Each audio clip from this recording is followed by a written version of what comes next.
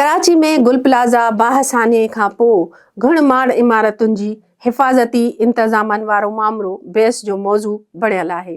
अचो त कराची जे दुनिया जे ॿियनि वॾनि शहरनि सां भेट कयूं था त उते कहिड़ा हिफ़ाज़ती इंतज़ाम आहिनि।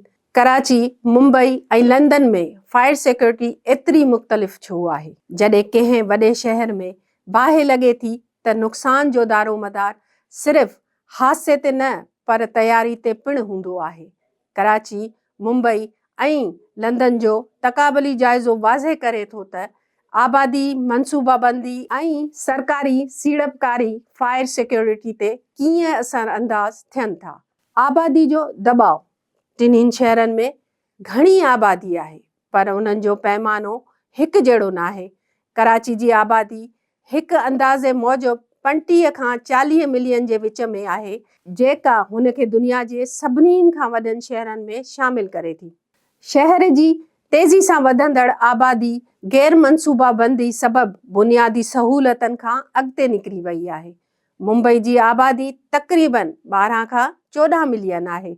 हीअ आबादी दुनिया जे सभ खां वॾनि शहरनि मां हिकु आहे, यानी मुंबई जी आबादी कराची जे मुक़ाबले में घटि आहे। ऐं ॻाल्हि कंदासीं लंदन जी आबादी तक़रीबन 14 खां 15 मिलियन आहे, जेका मुंबई जे बराबरि आहे, पर हुते सहूलतनि जी विर्छ जेकी आहे उहा मुख़्तलिफ़ आहे। फायर स्टेशन जो अंगु कंहिं शहर जी तयारी जो अहम मयार सम्झो वेंदो आहे। कराची शहर जी ॻाल्हि कयूं त सॼे शहर लाइ सिर्फ़ 28 फायर स्टेशन्स मौजूदु आहिनि, जॾहिं त माहिरनि मूजिबि शहर खे 200 खां 250 फायर स्टेशन जी ज़रूरत आहे। मुंबई में घटि आबादी हुजण जे बावजूदि तक़रीबन 34 मरकज़ी फायर स्टेशन्स ऐं 19 मिनी स्टेशन्स कमु करे रहिया आहिनि। जीअं तंग ऐं गुथियल आबादियुनि वारे इलाक़नि में रसाई बहितर थिए, उन्हनि ॿिन्हिनि शहरनि जे मुक़ाबले में लंदन में तक़रीबन 103 फायर स्टेशन्स मौजूदु आहिनि,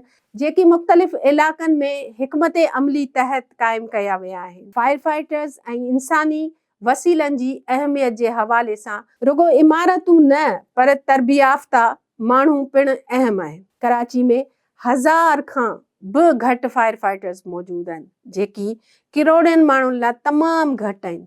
मुंबई फायर ब्रिगेड 2500 खां वधीक फायर फाइटर्स ऐं ऑफिसर आहिनि, जिन खे जदीद गाॾियुनि ऐं औज़ारनि जी मदद हासिलु आहे, यानी अधु आबादी हुजण बावजूदि कराची खां 60% वधीक फायर फाइटर्स मौजूदु आहिनि। लंदन में फायर ब्रिगेड में 5000 खां वधीक पेशावर फायर फाइटर्स ख़िदमतूं अंजाम ॾेई रहिया आहिनि। अचो त ॻाल्हि कयूं था त बाहि लॻण जा वाक़िया ऐं उन जो दॿाउ जो अंगु छा हुजे थो। कराची में हर साल तक़रीबन 2400 बाहि लॻण जा वाक़िया रिपोर्ट थियनि था, पर माहिरनि मूजिबि असल तादाद उन खां वधीक थी सघे थी। हिते ॻाल्हि कंदासीं मुंबई में 2024 दौरान 5300 खां वधीक बाहि लॻण जा वाक़िया रिकॉर्ड कया विया, जिन में अक्सर मामूली क़िस्म जा हुआ।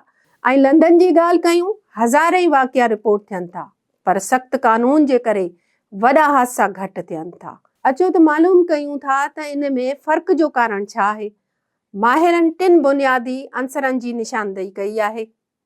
लंदन में फायर सर्विस शहर जे वधण सां तरक़ी कंदी रही, जॾहिं त कराची में हीउ अमल पोइते रहिजी वियो। सीड़पकारी ऐं फायर सिक्योरिटी लाइ मुस्तक़िल बुनियादी फंडिंग जी ज़रूरत आहे। कानून जे अमलदारी, इमारतनि जो मुसलसल मुआइनो ऐं हिफ़ाज़ती तदबीरूं ख़तरनि खे घटाइनि थियूं। हीउ तक़ाबली जाइज़ो वाज़े करे थो त फायर सिक्योरिटी सिर्फ़ आबादी जो मसइलो न पर तरजीहनि जो मामिलो आहे। कराची सभ खां वधीक ख़तरे में आहे। मुंबई विचोली सतह ते आहे, जिते निज़ाम मौजूदु आहे पर दॿाउ में आहे। लंदन जी ॻाल्हि कंदासीं त डिघे मुदे वारे मनसूबाबंदी ऐं सीड़पकारी जो मिसाल पेश करे थो। वधंदड़ शहरनि लाइ असल सवाल इहो न आहे त बाहि लॻंदी या न, पर इहो त जॾहिं बि बाहि लॻे थी, निज़ाम केतिरो तयारु हूंदो।